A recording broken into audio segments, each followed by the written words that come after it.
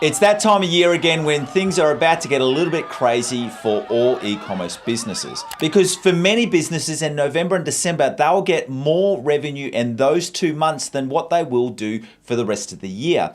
And that's why you've seen the rise over the last couple of years of things like Black Friday, Cyber Monday, Singles Day to go along and boost the more established sales periods of Christmas, Boxing Day, and New Year's Eve sales. So in this video, I'm going to take you through the correct structure and different strategies that you can use so that you're going to be getting the most out of this upcoming selling season for your e-commerce business. So first I'm going to start talking about the right type of account structure. Now, I'm not talking about the structure for individual campaigns. What I'm talking about here is the right type of account structure for all of the different campaigns that you're going to be using in your e-commerce business at different times of the year. And the reason for why this is so important is because when you've got the correct structure in your account, it allows you to increase the spending when you're coming into those busy times. And then it also allows you to back off and pull back your spending so that you're not losing all of your results when you don't have as many sales coming through. So in those quieter times of the year. And it's not just as easy as, tripling your budget 1 week and then pulling it back down, because if you do that to your Google Ads campaigns, you can actually ruin the underlying performance of those campaigns. So to explain more what I'm talking about and to show you how to set up an e-commerce Google Ads structure correctly, let me take you through to a screen share. All right, so what I want to take you through right now is the advanced account structure that you need to be using for your e-commerce business. The first thing that I want to break down is that it's really important to have what I call always on campaigns and sales and promotional campaigns. And let me explain what I mean by that. Now, your always on campaigns, these are what I call your business building campaigns. So they're going to be on in the high season and they're going to be on in the lower seasons. So these aren't campaigns that you turn on and off. These are campaigns that are running every single week, every single month, and every single year. So 3 years from now, these campaigns will still be running. And I break these down into 3 different types of campaigns. And these are your search, your shopping, and your performance max campaigns. So your search campaigns, these would be your brand and competitor campaigns. With those ones, you're looking at targeting impression share, and they're what I call your aggressive and your defensive campaigns. So obviously your defensive campaigns are your branded campaigns, so you're stopping people from piggybacking on your brand. And then your competitor campaigns is where you want to be targeting, where you're going to be more aggressive and you're trying to actively take on the market share of some of your biggest competitors. And then this would also be your dynamic campaigns, which could be targeting individual sales pages, or if you've got some really specific niche keywords that you want to target. For example, for a business that I've been doing their Google Ads for a long time now, they've actually got some products which are available to be used in a government scheme over here, which is called the NDIS. So we've got some specific campaigns for those really specific targeted keywords. Then from there, you can also run your shopping campaigns. Now, these could be your catch-all campaigns where you're doing all of your products. And then what I do from there as well is that you may want to also do a targeted remarketing campaign for your shopping campaigns where you're only targeting your cart abandoners and some specific audiences. And then what you can do from here is that with these catch-all shopping campaigns is that if you see any high-performing product categories, you can then move them over into a Performance Max campaign. And for Performance Max, you're wanting to focus your Performance Max campaigns on individual product categories. And these then have your asset groups based on sub-product categories. An example of that would be, let's just say you've got a dresses campaign. Then you may have some asset groups based on your different types of dresses. So for example, like a summer dress or a long dress. And that's how you would break it down from there. Remembering that your asset groups, the way that you build that out is that you have asset groups which are targeted by ad copy with targeted images and also targeted audiences. Now, the reason for why that's so important is because if someone's searching for, as I gave the example before, a specific type of dress, whether that would be like a summer dress, you're wanting to make sure that they're not getting displayed a different type of product. You want them to be going to the most targeted product. It's important to note with these always on campaigns is that these are campaigns that when you come into a sales period, you may only be increasing the budget by 20 or 30%, and then you scale that back down after you finish the sales period. And then what we do from there is when we have really aggressive periods of spending, we would use our sales and promotional campaigns. And these are our display and our YouTube or video campaigns. And this is the ones that we aggressively increase our budgets. You could even potentially do this as well with a dynamic search campaign, especially if you've got a targeted landing page, which is around a promotion or a certain set of products. You could also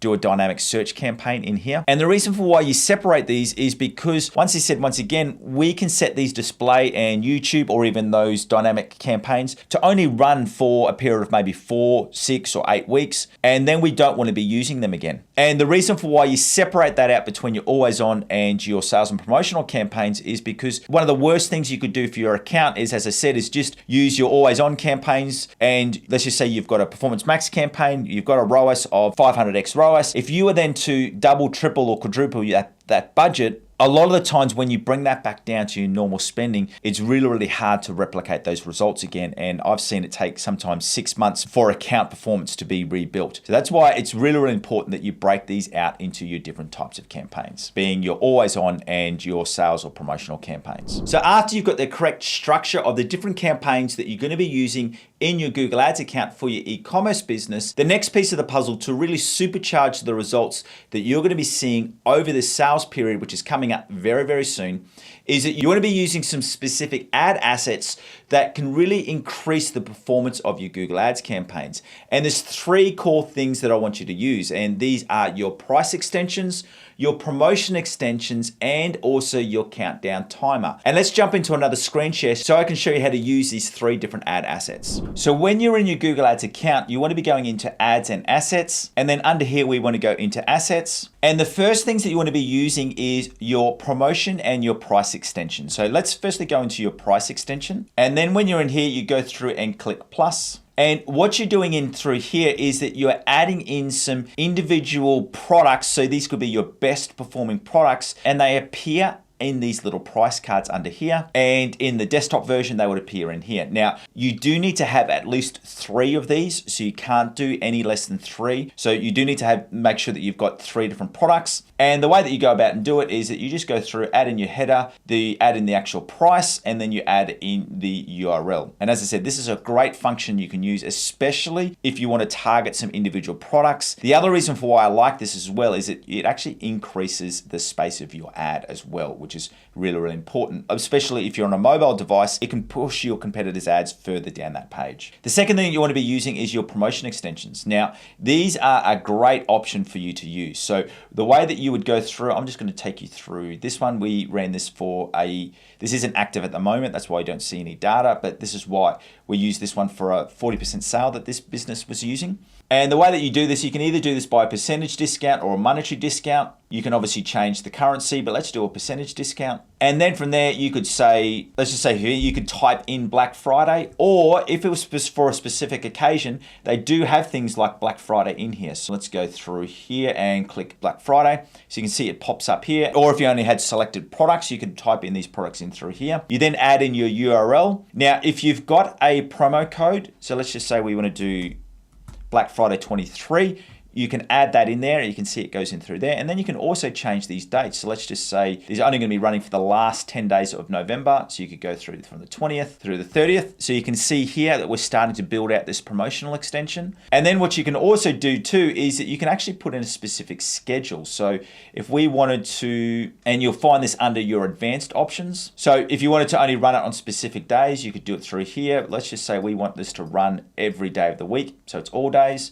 As I said, you can change this and use all these different options. The reason why I like this is that what you can do is you can say that now we know that our promotion is going to be running from the 20th to the 30th. Let's just say we wanted to start this one day before and we wanted to run to the 30th of November. So what this would mean is that this promotional extension would start appearing one day before the sale started, and then it would stop appearing on November the 30th. The benefit of that is, let's just say that the sale finished over a weekend or a day that you weren't working, that you know this promotion extension is going to stop showing on that day. And then the last thing I want to show you is this countdown timer. Now, this is one which is a little bit less used, but the way that you would do this is that you go into your ads and you can use this on a responsive search ad. I've gone into one of my responsive search ads, and the way that you could do this is that you need to go to a new headline, and what you need to do is you need to type in the squiggly bracket or the brace, and then you want to be going to countdown. And let's just say we've got a sale happening this week, and we want this countdown to finish on the 7th of October, and we want this to run for 7 days. Go through, click apply.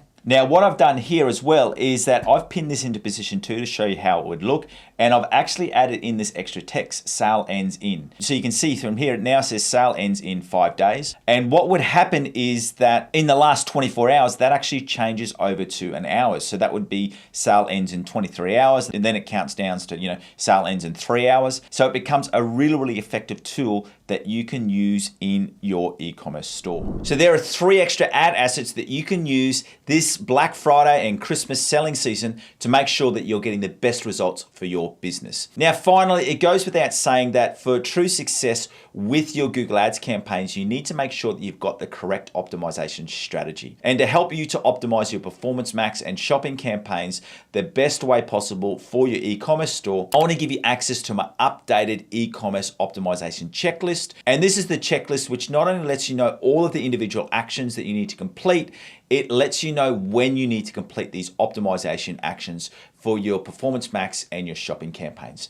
And if you would like to get access to that updated optimization checklist, all you need to do is to follow that link in the description below. Once again, thank you for joining me. My name is Aaron Young. I'm from Define Digital Academy, and I'm your 15,000 hour Google Ads Master. And also, to make sure that you're using the correct structure for your individual shopping and Performance Max campaigns, I want you to go through and watch these videos. If you want to make sure that you've set up your shopping campaigns correctly, watch this video right here. And if you want to make sure that you've set up your Performance Max campaigns correctly, go through and watch this video right here. Once again, thanks for joining me. See ya.